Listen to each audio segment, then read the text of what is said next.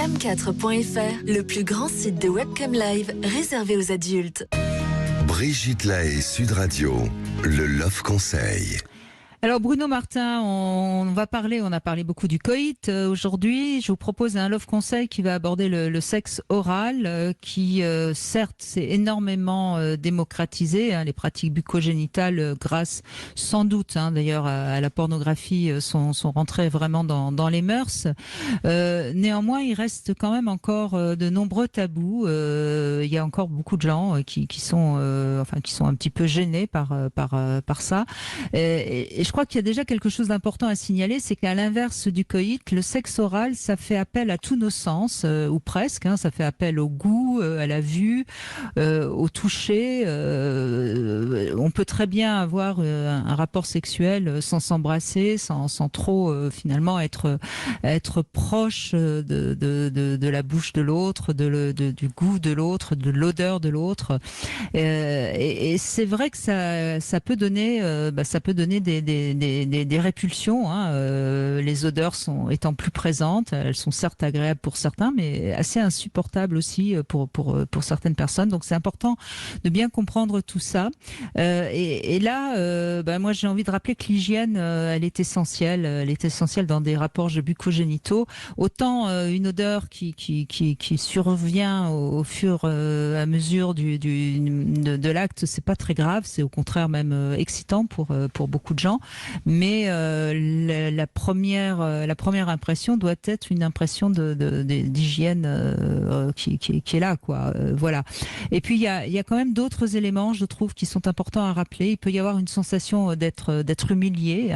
Il y a des femmes, par exemple, qui ont l'impression que lorsque on les oblige à faire une fellation, surtout si on les oblige d'ailleurs, elles se sentent humiliées. Il y a aussi le sentiment parfois de transgresser un interdit, notamment quand il y a des interdits religieux qui sont très en place dans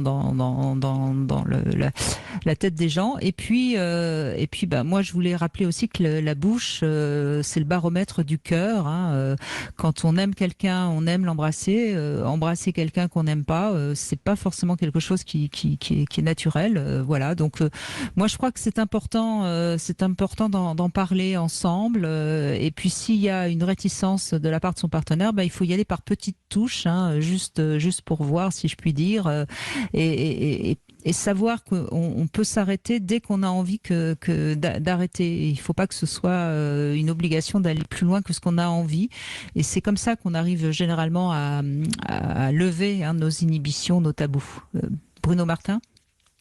Pour moi, ça fait partie d'un éventail, d'une panoplie de jeux. Moi, je reviens toujours à cette notion de jeu.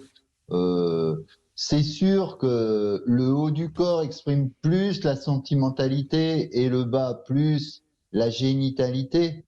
C'est sûr que quand on s'embrasse, on exprime une communication plus sentimentale. Mais tout fait partie de l'amour. L'amour, ça n'est pas que le sentiment, c'est aussi la tendresse et c'est aussi la sexualité génitale. L'amour, c'est les trois en même temps. Et contrairement à ce que la plupart des gens pensent. Donc, tout ça, ça doit faire partie de jeux qui alimentent cette complicité et l'excitation entre deux êtres librement consentants. Oui, mais d'où l'importance évidemment d'en parler quand il y a des gênes ou quand il y a et c'est vrai que la première fois qu'on fait l'amour avec quelqu'un, on peut être moins dans l'envie d'aller dans les rapports bucco-génitaux, ce qui ne veut pas dire que par la suite on n'ira pas plus facilement parce que justement il y aura une intimité qui se sera créée. Donc voilà, c'est pas anodin. Je crois que c'est vraiment important de le dire. C'est loin d'être anodin les rapports bucco-génitaux.